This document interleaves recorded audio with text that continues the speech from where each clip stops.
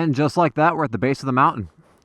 So a couple things in preparation for this. I know it's 15 minutes up to my destination and 15 minutes back down, and the nearest gas station is approximately 10 minutes further back that way. So there are bees out, so I've got my smoked face shield on so I can see what I'm doing and keep the bugs off of me.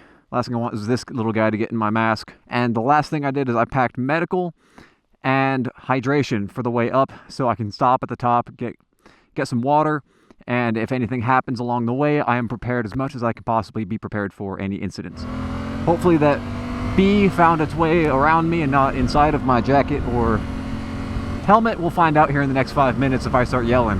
Hence the medical. Start off, I want to say that on a mountain, a kind of a technical road like this, I'm going to be about yellow stage half the time and orange stage half the time. Now, typically you're about 90% yellow, 10% orange, and you pop into orange stage whenever you see something like a corner or an intersection or other cars kind of being weird. But on a technical road like this, there are so many corners. And just with that being said, I'm going to be in orange stage a lot. For a corner like this, I'm looking at my exit as far as I can see. I'm just going to keep looking at the exit until I can see where the corner ends, and just like that we've got another corner. So now we're going to look up there. That's where we're headed. So we're going to look as far ahead as we can, and I'm bouncing my eyesight back in front of my wheel and then back to my exit, back to my wheel, back to my exit. It's kind of my way of looking for road surface hazards that I may have missed by looking up there. If they, if I just don't catch it, then I can look down, look it back up again, and that way I'm always aware of where my line's at, what spot in the road, position in time and space that I'm at, but I'm also continuing to look where I'm going. So a lot of times what you're going to hear when people start talking about mountain roads or technical roads, they're going to start saying things like outside, inside, outside. Now, to explain that a little further, right now I'm in the middle, but if I've got a right-handed corner coming up, the outside would be here on the left. And then the inside would be obviously the inside of the corner, that would be towards the right. So a lot of people stress that if you start on the outside and then as you go through the corner you kind of dig in a little bit and end up on the inside, and then as you exit the corner you want to be back on the outside again. That kind of idea is acquired a lot of times from the track. You see MotoGP and a lot of track racers are doing that because they're going so fast that in order to make those corners at the speeds they're going, yeah, you're gonna have to use all of the road that you have available to you. But on a mountain road, we're going the speed limit. We don't have a whole lot of road to play with. It's a car's width. So outside, inside, outside is really just a way to get you hurt, in my opinion. So what I like to do is just stay in the middle as much as I can. Now, there are some exceptions. Like right now, I want to be near the outside just so I can see around it. So line of sight, I stress that my vision is the most important thing that I've got. So right here, I want to be a little farther to the outside, but I don't want to be too far outside because there's a cliff right there. So again, middle's a good compromise. So the side of this mountain, I can't see around it. We're turning left. I don't want to be too far near the yellow line because if someone comes flying around the outside, there's no way I'm seeing them in time. So as you can see, I'm staying primarily in the middle, but this isn't like a conscious decision. This is just me negotiating my priorities. From the base of the mountain to the top of the mountain, depending on the size of the mountain, obviously, but for this one in particular, it'll drop 30 degrees Fahrenheit on the way there. That change in temperature, keep that in your plan as well. So you're packing medical, you're packing hydration. I'm paying attention to these guys. So medical, hydration, and then depending on how high up your mountain is that you're planning to drive, bring an extra layer or two. One thing to pay attention to are these parking pullouts, kind of these really wide shoulders on the right side. It gives you the option to allow somebody behind you to pass you safely. So if somebody behind you is like really tailgating you, you can tell that they want to go faster than you're going because you're in no rush. You're riding your own ride. If you want to go the speed limit or up to the speed limit, you can go slower and it's fine. But if you're riding whatever's comfortable for you and you feel like you're being a burden because people behind you want to go faster, there's always these little parking pullouts. And since you're a motorcycle, you don't need a whole lot of room. Something like this would be perfectly fine, but there are designated parking pullouts that have enough room for multiple vehicles, and you can keep an eye on those, and not only can you use them to let people pass you, but doing this for the first time can be kind of scary, and you don't have to go all the way to the top of the mountain. Well, you could see he's doing that right now. He's gonna let us, the three of us, pass him.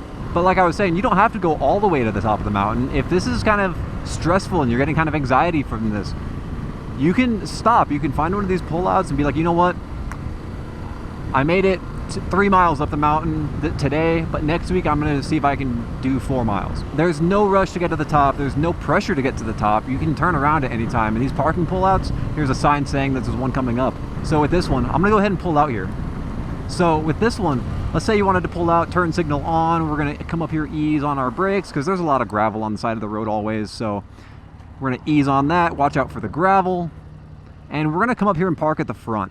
Now, if you're going to park at the back, then other vehicles are going to have a hard time trying to use the same parking pullout as you. Don't feel obligated to let other cars push you around. Like if you want to slow them down so you can feel safe exiting onto the shoulder like this, by all means, slow them down. Remember, once you get off to the side of the road, there's going to be a lot of gravel on the side here, so just take it slow, ease on the brakes, keep the bike straight up and down, and then pull up all the way to the front here so that if somebody else behind you wanted to use the parking pullout, they can use the same one. I've got one car behind me. You can see him right there. But since I've got a good line of sight behind him, I can see there's no one behind him. So I'm going to take one last look and slow and go. We're not going to accelerate super hard, obviously because of the gravel, but we're going to wait until we get onto the road and then we're going to start accelerating. And now we're back up to the speed that we were going. Took a breath.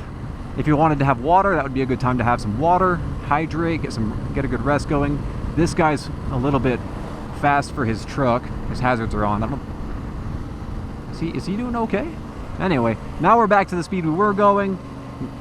Using those parking pullouts is a good way to not only let people pass you, but you can stop for water, stop for a rest. Let's say your helmet's the wrong size and it's kind of crushing your face. Take your helmet off, kind of just relax on the side of the road for a bit, breathe.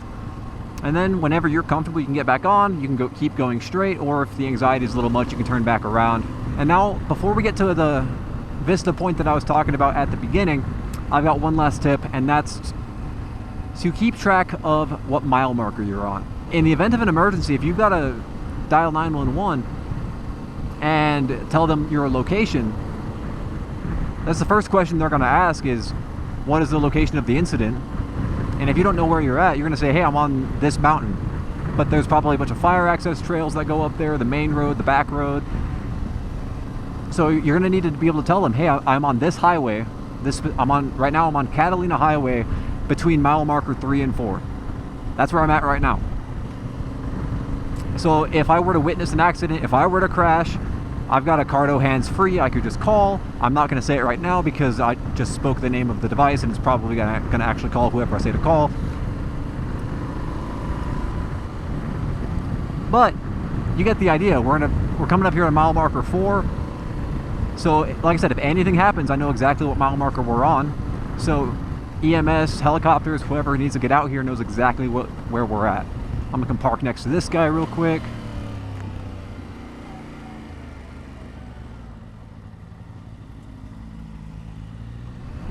Hydrated, took a breath, had a sandwich, and now we're headed back down. While I was at the top, I did think of one more thing that I had neglected to mention the whole way. So I will leave you guys with one extra tip, which I should have mentioned at the beginning, but you get it here at the end. Pay attention as much as you can to signage. And I say that less of a directive for you and more so what I have done over the past 8 years that's kept me safe. Because signage is going to tell you not only things like what kind of turns are coming up, what's the recommended speed for those turns, but you're going to see things like chevrons that indicate this is a turn in case it wasn't obvious, which sometimes it's not obvious. And signage can also include sides of the vehicle. So this red Prius right here, I saw the side of it, meaning that it was in the middle of the turn. The chevron here pointing to the right, these chevrons indicate that I'm turning right.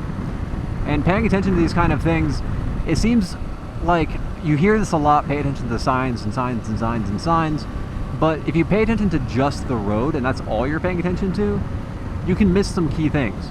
We got the chevrons here turning left. I got a sign here indicating it's a right-handed turn, recommended 20 miles an hour. And then you're behind that, you can see more chevrons kind of paving the way for this corner as well. Now, luckily there's no cliff in the way so I can see through the corner. This one has a cliff in the way, so I can't see left. But I know the signs and I know the road's curving left, so I'm paying attention to that.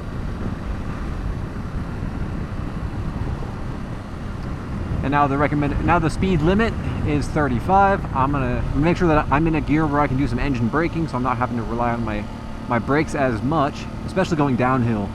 Going downhill, your momentum's gonna carry you a lot of the way. So rolling off of your throttle isn't gonna slow you down as much as it was going up. So keep that in mind. You may have to use your brakes a little more, or you can downshift into a lower gear so you can engine brake more often.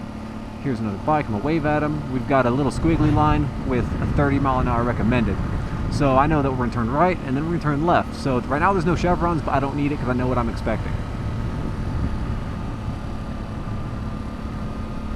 And here's our left, and then here's another left, the sign saying parking pullout. In case you get kind of just drained, anxiety, you're not focused, you can always pull out into these little parking pullouts, or you can let people pass you.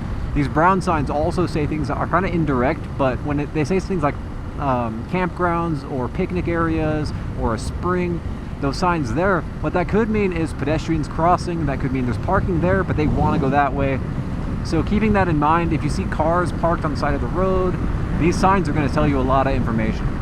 All right, and there's a Tucson sign in 16 miles. Looking forward to that. Now, that concludes all my tips for this, and I'll see you guys back in the office in the next lesson.